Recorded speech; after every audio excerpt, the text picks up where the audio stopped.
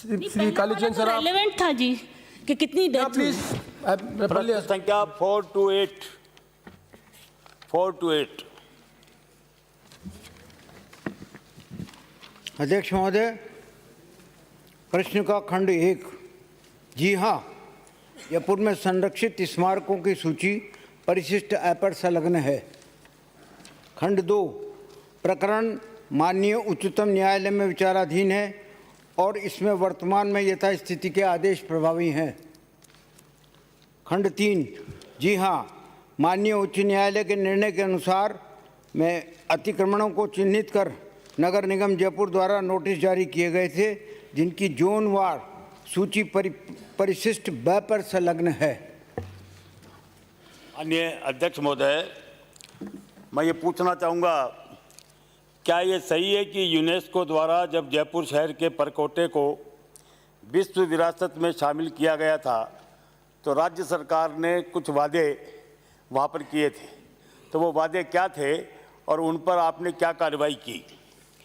दूसरा मेरा प्रश्न है कि परकोटे पर अतिक्रमण के लिए न्यायालय ने जो स्थगनादेश दिया है, इसको हटवाने के लिए सरकार क्या कार्रवाई कर रही है, इसके बारे में बताएं।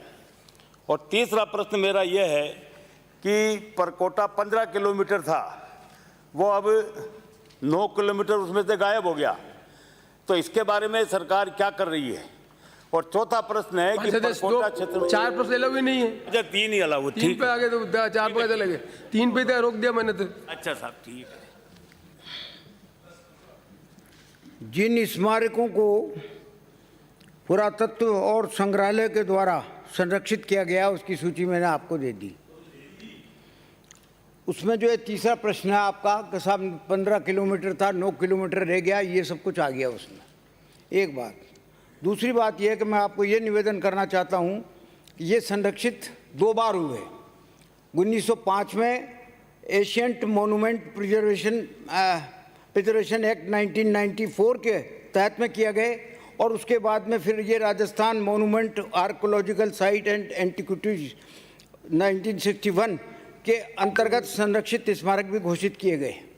सवाल ये आता है कि माननीय उच्च न्यायालय के द्वारा के पास में एक लक्ष्मीकांत बजाज पहुंच गए और लक्ष्मीकांत बजाज ने अपनी रिट में लेके कह दिया कि साहब जो है इस पर निर्णय करो कि ये अतिक्रमण जितना भी जो 15 फीट के अंदर अंदर जो अतिक्रमण है या जो कुछ भी है इसको सबको हटाओ।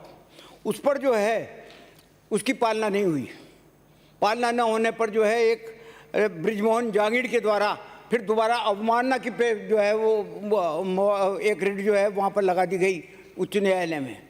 उसमें 2 बातें थी, एक तो चोमू हाउस के आसपास का जो अतिक्रमण था, एक तो उसके लिए लिखा उन्होंने और दूसरा परकोटे के लिए लिखा। उस पर माननीय उच्च न्यायालय ने 28/10/2010 को ये पारित किया कि कलेक्टर और आयुक्त नगर निगम के निर्देश में ये एक कमेटी बना दी जाती है। उस कमेटी में उन्होंने उच्च न्यायालय ने डिविजनल कमिश्नर को रखा, district collector, superintendent of police north, superintendent of police traffic, chief executive officer municipal corporation, director archaeological and museum Jaipur, convener INTACH Vimal Chaudhary advocate और वीरेंद्र डांगी। और ऐसे करते करते करते उन्होंने 11/2/15 को एक जजमेंट पेश किया और जजमेंट में उन्होंने लिखा कि इसमें इसी के अलावा उन्होंने 7-8 पॉइंट लिखे जजमेंट में कि ये काम करने पड़ेंगे आपको।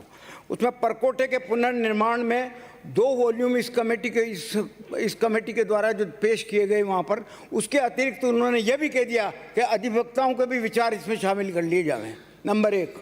नंबर 2 उन्होंने कह दिया कि परकोटे के 5 किलोमीटर की परिधि पर सभी प्रकार के निर्माणों पर रोक लगा दी जाए। निर्माण का मतलब नए निर्माण पर। तीसरा उन्होंने दे दिया कि 5 किलोमीटर के अंदर अंदर निर्माण पर अनुमति ये दे दी जाए, परिधि में कर दी जाए। और दूसरे लिख दिया कि टोटल ही कर दिया जाए। और चौथे में लिख दिया कि परकोटे व उसके दोनों तरफ 5 किलोमीटर के अतिक्रमण को की पहचान कर 4 हफ्ते में ये रिपोर्ट करें। और 4 हफ्ते में रिपोर्ट मांग ली उन्होंने कि कौन कौन से अतिक्रमण हैं। नगर निगम न्यायालय को चिन्हित अतिक्रमणों को नोटिस देगा और नोटिस की सूचना जो है वो सारा का सारा उच्च न्यायालय को देगा।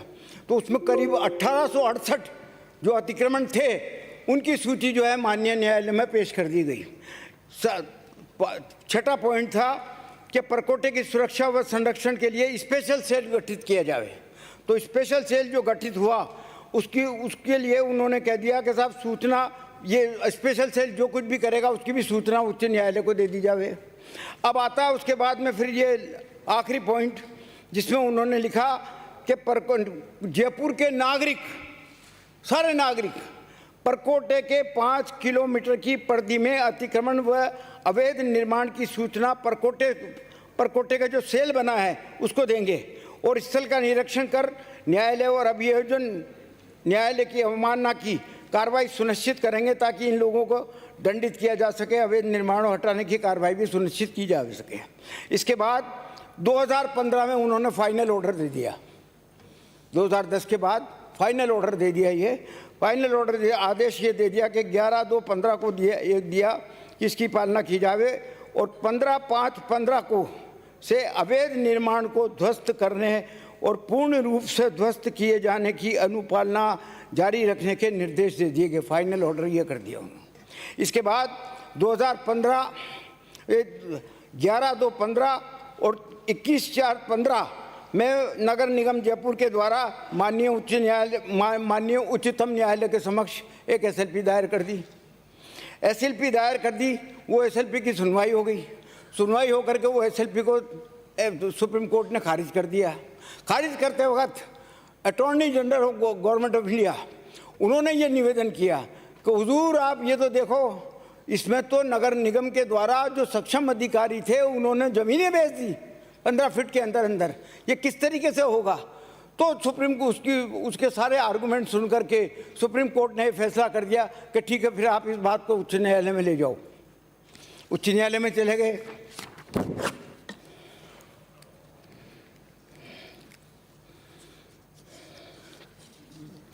उच्च न्यायालय में चले गए और उच्च न्यायालय के द्वारा फिर 22/2/16 को ये पारित कर दिया गया कि नगर निगम ने इसी बीच में उसको रेगुलाइज करने के लिए 15 फुट के अंदर अंदर जो निर्माण हुए और जो अतिक्रमण हुए उनको रेगुलाइज करने के लिए एक प्रस्ताव बना लिए।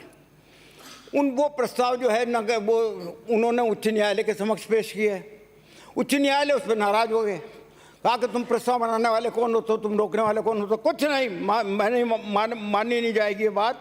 और जो है इस तरीके से कुल मिलाकर के 22/9/16 को उन्होंने फाइनल ऑर्डर कर दिया कि साहब इस तरीके से सारे अतिक्रमण हटेंगे, तुम्हारा प्रस्ताव खारिज किया जाता है।